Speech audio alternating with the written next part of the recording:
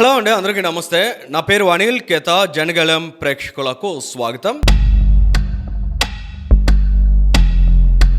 YS Jaganmohan Reddy లేదా YSR Congress party Andhra Pradesh రాష్ట్రానికి చాలా ప్రమాదకరమని ఒకటికి 100 సార్లు కాదు 1000 సార్లు ఎందుకు హెచ్చరించాల్సిన పరిస్థితి ఉందనే దానికి ప్రస్తుతం మీరు చూడబోయేటువంటి దృశ్యాలు ఒక ఎగ్జాంపుల్గా కనిపిస్తాయండి.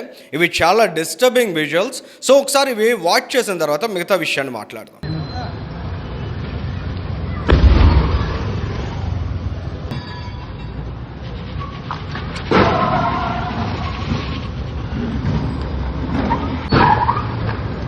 చూసారు కదా, ఇదేదో యాక్షన్ థ్రిల్లర్ మూవీలోనే సీన్స్ కావో.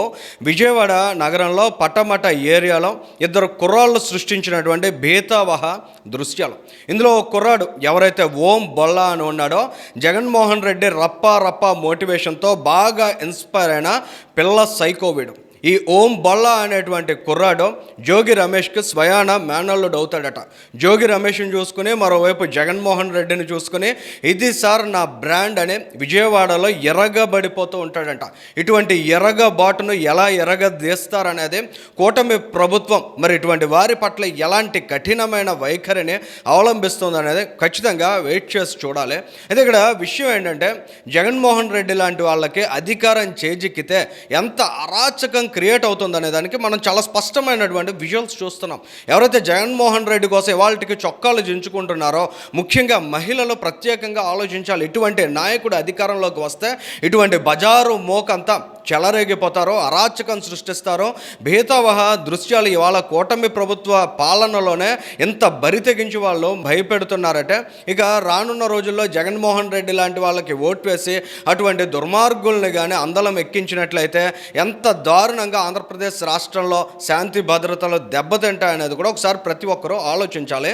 ఈ ఓం బొల్లాకి ఒక యువతికి సంబంధించినటువంటి వ్యవహారంలో తన చిన్ననాటి స్నేహితుడితోటి రోహిత్ అనే మరో కుర్రాడితోటి గొడవ ఉంది. నిన్న సాయంత్రం ఆ రోహిత్కి కాల్ చేశాడు, ఎక్కడున్నావని అడిగాడు. రోహిత్ పలానా ప్లేస్లో ఉన్నానని చెప్పగానే ఇమీడియట్గా తన తార్ కారును వేసుకుని ఆ విధంగా వెళ్ళి అక్కడ దాన్ని ఢీ కొట్టి నానా అరాచకం చేశారు. ఆ తర్వాత ఆ చుట్టుపక్కల ఉన్నటువంటి వాళ్ళందరూ కూడా భయానక వాతావరణంలో బిత్తరపోయినటువంటి పరిస్థితి. ఇటువంటి సిచ్యుయేషన్స్ని, ఇటువంటి అరాచకాన్ని ఆ కుర్రాడు క్రియేట్ చేశాడు. మరి నిజంగా ఇటువంటి వాళ్ళను కానీ ప్రోత్సహించినట్లయితే ఆంధ్రప్రదేశ్ రాష్ట్రం ఏమవుతుంది అనేది ఖచ్చితంగా ప్రజానీకం అంతా ఆలోచించాల్సినటువంటి పరిస్థితి ఉంది. ఇటువంటి పిల్ల సైకోల్ని జగన్మోహన్ రెడ్డి తయారు చేస్తున్నాడు. ఆంధ్రప్రదేశ్ రాష్ట్రంలో అరాచకం సృష్టించడానికి వీళ్ళందరినీ పెంచి పోషిస్తున్నాడు అనేది కూడా చాలా స్పష్టంగా అర్థమవుతుంది.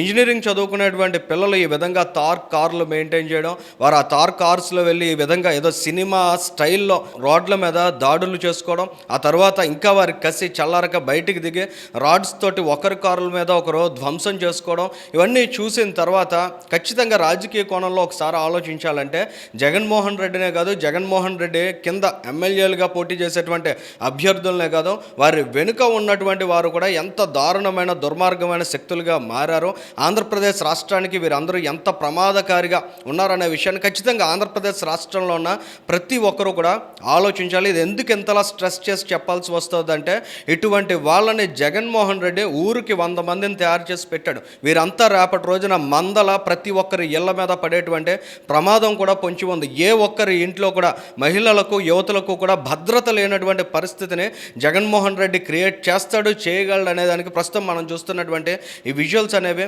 ఒక ఎగ్జాంపుల్. ఎటువంటి మోకల్ని వెంటేసుకు తిరిగేటువంటి నాయకుడు ఎవరైతే ఉన్నారో అటువంటి నాయకుడి కారణంగా ఆంధ్రప్రదేశ్ రాష్ట్రం 2019-24 మధ్య ఎంత దారుణంగా దెబ్బతింది, నష్టపోయింది అనేది ప్రత్యక్షంగా మనం అంతా చూసాం. రానున్న రోజుల్లో ఆ నాయకుడి నాయకత్వమే కాదు, ఆ నాయకుడి యొక్క నీడ కూడా ఆంధ్రప్రదేశ్ రాష్ట్రాన్ని నాశనం చేయగలదనే విషయాన్ని ఎప్పటికైనా అంతా అర్థం చేసుకోవాలి. ఈ వీడియోకి సంబంధించి మీ అభిప్రాయాన్ని కూడా కామెంట్ చేయండి. Thank you.